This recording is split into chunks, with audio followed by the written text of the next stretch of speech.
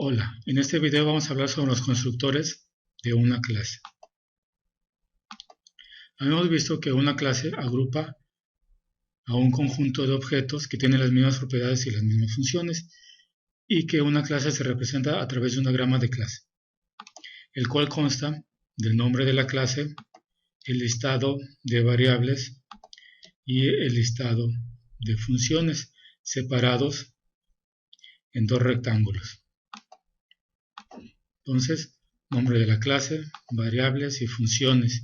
En este curso vamos a seguir la convención del camello.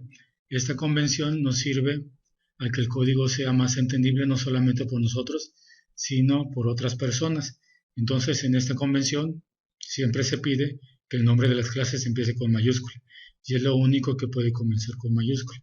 Los nombres de las variables y los nombres de las funciones siempre empiezan con minúscula. Y si queremos utilizar nombres compuestos, es decir, nombres que sean de dos o más palabras, entonces siempre la primera letra es minúscula y a partir de la segunda variable, la primera letra de cada palabra es mayúscula. Entonces en eso consiste la convención del camello. Así, nosotros sabemos si vemos que algo empieza con mayúscula, es una clase. Bueno, también habíamos dicho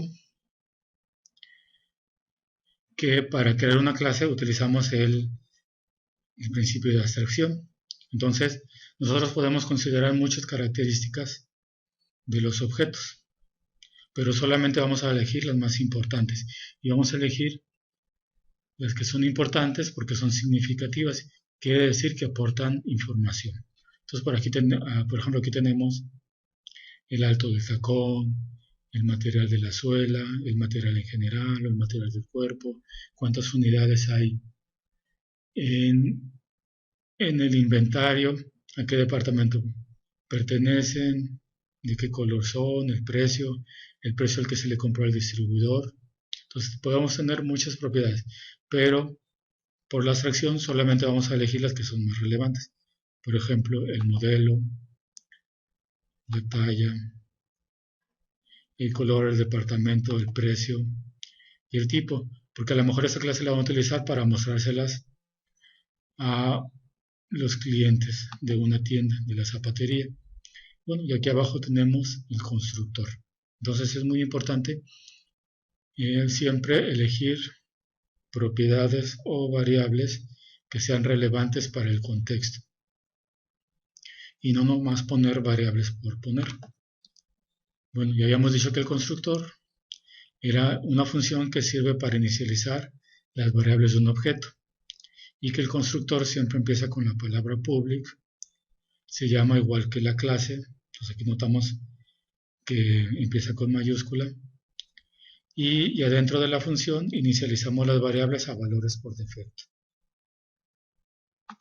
Entonces, para crear objetos, utilizamos el nombre de la clase, el nombre que va a tener el objeto, la palabra nuevo, y mandamos a llamar al constructor. Entonces aquí estamos creando el objeto que se llama C1 y otro objeto que se llama C2. Y como utilizamos este constructor, las variables se inicializan de la misma forma. Pero aquí tenemos una pregunta. ¿Todos los objetos se tienen que inicializar igual? ¿Todos los objetos al principio tienen que ser iguales? La respuesta es no. Pero ¿cómo lo hacemos para que los objetos se inicialicen de forma diferente? Entonces, lo que hay que hacer, o lo que podemos hacer en Java, es crear diferentes constructores. Entonces, los constructores que no tienen parámetros se llaman constructores por defecto, porque todas las variables van a tomar el valor que le hayamos definido aquí. Pero nosotros podemos también crear constructores con parámetros. Entonces lo que hacemos es que le pasamos los valores que queremos a la función y esos valores se los asignamos a las variables. Por ejemplo, al modelo le asignamos el valor a la talla el valor tt, y así sucesivamente. Es importante notar que aquí hay que poner el tipo de variable que es. Entonces ahora tenemos dos constructores, uno por defecto y uno con parámetros. Entonces, agregamos el constructor con parámetros. Pero, ¿qué pasa si nosotros queremos inicializar de otra forma? Aquí estamos pasando todos los valores para cada una de las variables que forman parte de la clase. Pero supongamos que, por ejemplo, se va a hacer la captura de los zapatos para caballero y que generalmente los zapatos para caballero son negros. Entonces podemos hacer un constructor donde nada más pasemos estas 4 variables y las otras 2 variables se queden con un valor por defecto. Entonces ahora tenemos otro constructor con parámetros, pero como les decía, no es necesario pasar todos los valores y ya sabemos que estos 2 valores siempre tienen, o más bien estas 2 variables siempre tienen el mismo valor. Entonces ahora tenemos un constructor con parámetros, un constructor por defecto con todas las variables y un constructor que nada más tiene algunas variables.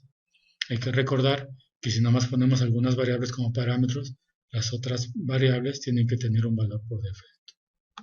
Entonces ahora podemos construir objetos utilizando los diferentes constructores.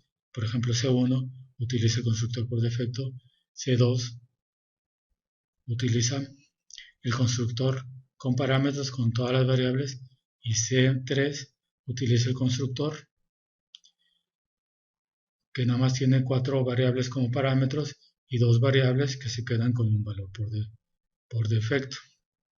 Así podemos utilizar los diferentes constructores según sea la necesidad de los clientes.